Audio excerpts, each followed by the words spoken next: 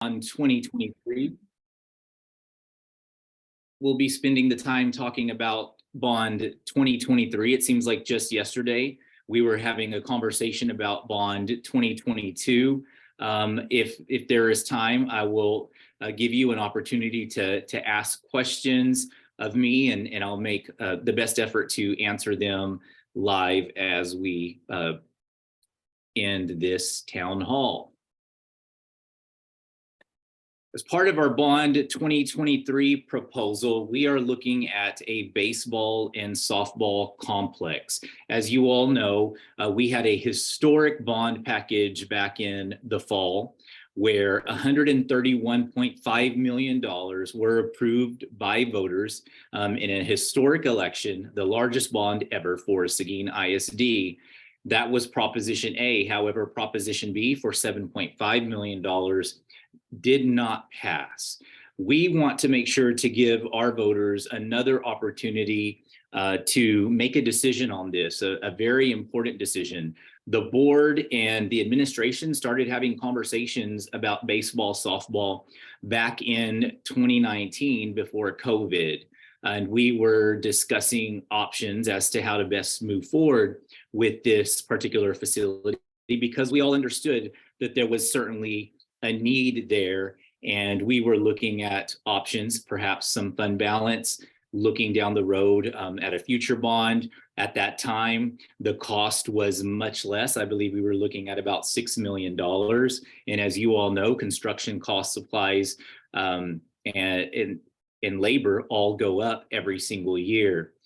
Unfortunately, it did not pass. And I believe part of the reason was that it was a historic bond package. We had a lot of projects that were within bond 2022. We had a new McQueen Elementary School. We had transportation facility upgrades, renovations, additions. We had Barnes Middle School expansion. We had the Ag Science facility, safety and security, technology, to list a few. And so there was limited opportunity to provide a lot of details surrounding the bond Proposition B with baseball and softball. However, now that we are just solely focusing on this facility, we are able to really place a lot of emphasis on this. And as many of you have noticed, if you're following our social media or looking at our website, you can see that we're putting out a lot of information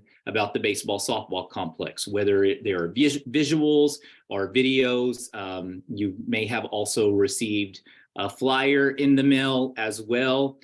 So we are just solely focusing on this. So the cost for this facility is $7.5 million.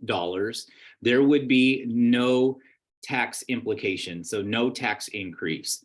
And what we are trying to get across to our stakeholders are just some of the challenges that our students and their coaches are experiencing with our current facilities.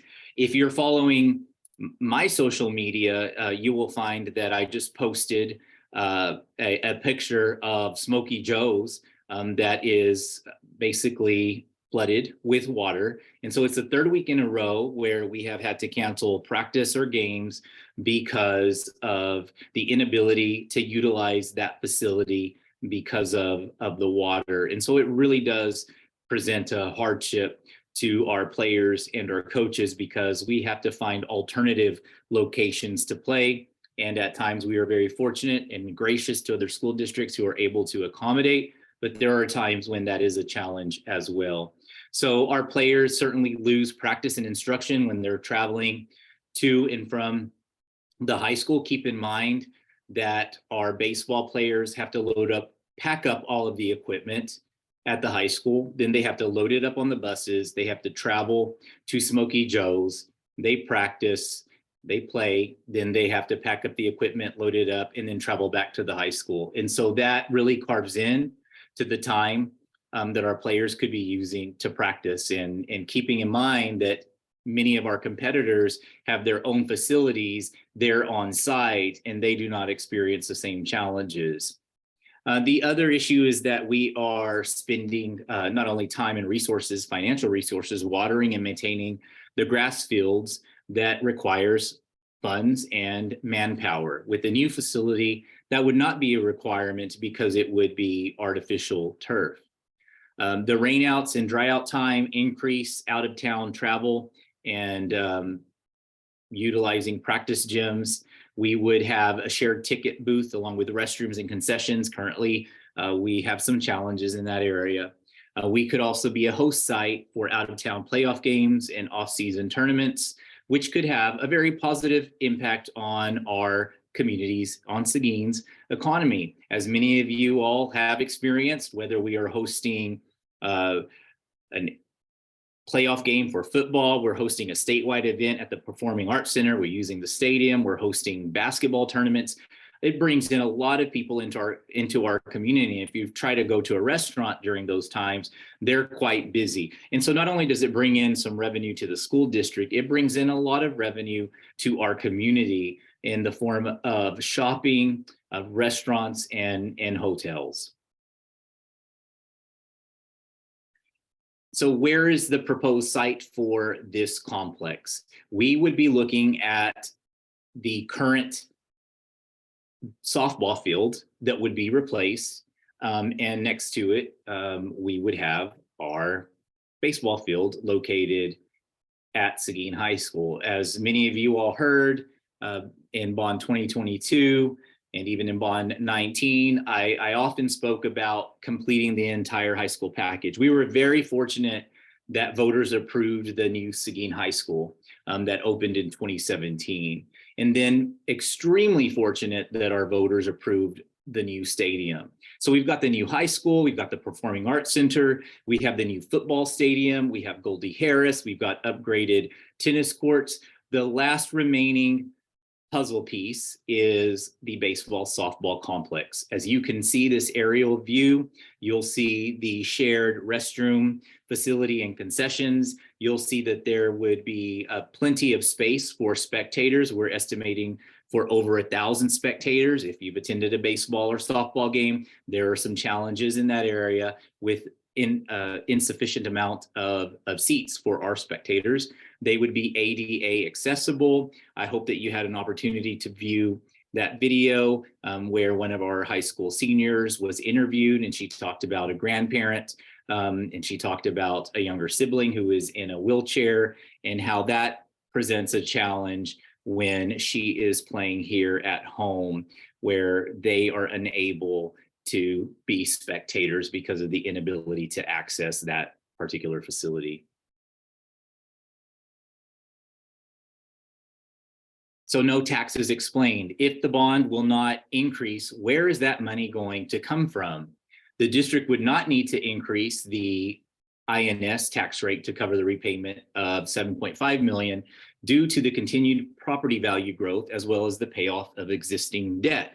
Back in 2019, if you recall, we had asked our voters for approval for that bond of nearly $70 million and indicated that it would be a 5-cent increase per $100 valuation. But because of the explosive growth that's happening in our community, we ended up only increasing by 2.5 cents. Now, back in November, we had communicated for bond 2022 that we were looking at a 2-cent tax increase. And of course, that could be less than that should the growth continue to happen, which it is. Property owners received an assessed value from your local county appraisal. You receive that every April. Taxing entities like the school district, they assess a levy in pennies per $100 of taxable value based on state law and the local policy of elected officials. The state of Texas provides 2 tax rates for school districts: maintenance and operations, M&O, to provide for daily operations like salaries, fuel, utilities, maintenance, etc. And then we have our interest and sinking to provide capital investments like renovations of school buildings, and Seguin ISD's appraisal growth, largely from commercial property, we're very fortunate for that, will generate the funds to cover the cost of the bond payments over the next 30 years and not require a tax rate increase to the INS tax rate. Seguin ISD's continued community growth has made the overall tax base larger, while commercial and residential real estate values have increased. In addition, Seguin ISD has paid off existing debt early, allowing for the capacity to take on new debt with no tax increase. These factors eliminate the need for a school tax rate increase to fund this bond.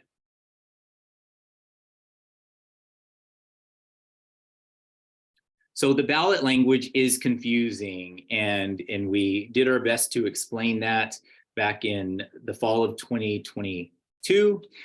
This ballot language didn't exist for bond 2019 under House Bill 3, which was decided in the legislative session in 2019. Bond propositions for any school district must have that phrase that says this is a property tax increase on all ballot language for bond propositions, regardless of whether it's going to be a tax increase or not. So due to this requirement, all voters will see this statement on the official ballot language, regardless of the bond's impact on the district's tax rate. Homeowners with the over 65 homestead exemption, just as they were in 2019 and in 2022, are not impacted by school bond programs if no improvements are made. And this is the same this time because it is no tax increase for all taxpayers. So early voting information. Early voting is underway. You can vote at the county elections office. You can vote at Rodriguez Elementary School in their library, Jim Barnes Middle School library, the Seguin High School Performing Arts Center lobby, and the Seguin ISD administration building. Now on election day, the voting is going to take place from 7 a.m. to 7 p.m. There is a difference between the last slide on early voting. We will not have election day voting at the county elections office. You can vote at Rodriguez Elementary, at Jim Barnes Middle School, Seguin High School Performing Arts Center, and the Seguin ISD administration building.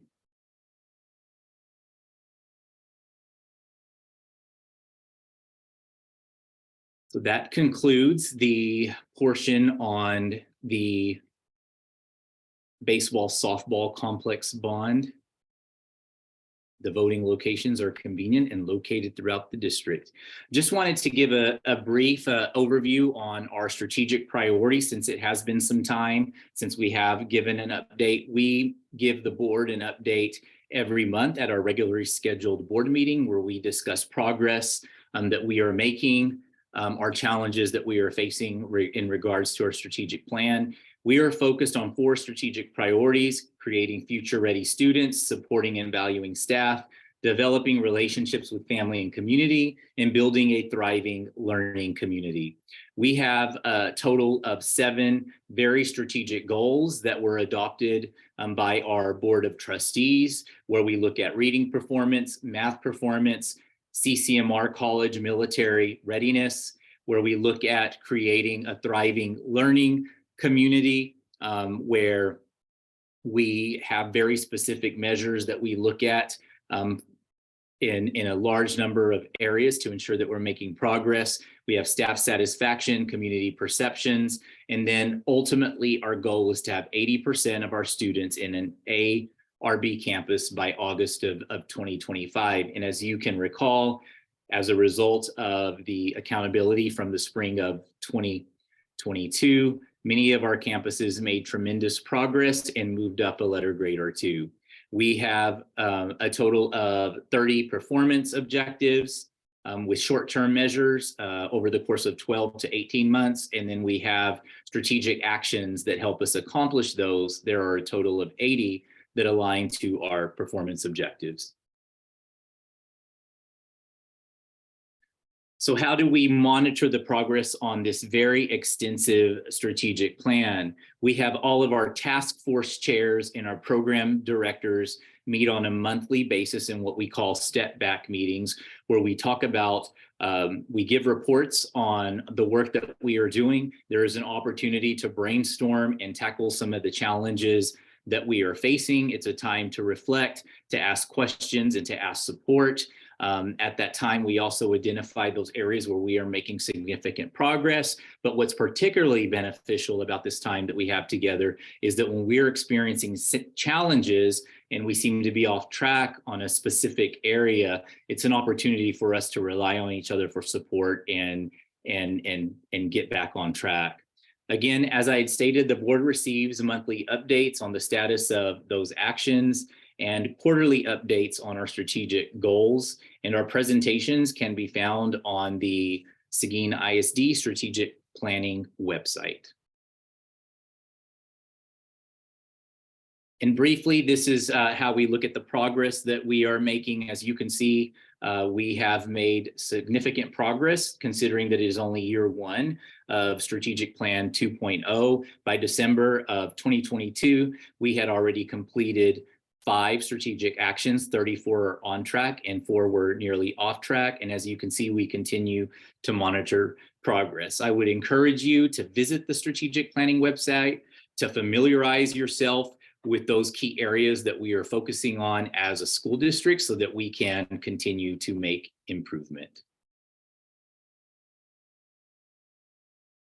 At this time, we do have a few minutes. If you have any questions that you would like to ask, I would like to also encourage you to continue to follow our social media, where we will continue to push out information regarding the bond on the baseball softball complex, and of course, pertinent information as far as the things that are happening in our school district. And I encourage you, if you're not following your child's schools pages, all of our campuses are very active on social media. It's a great way to become engaged with your child's school, with your school district as well.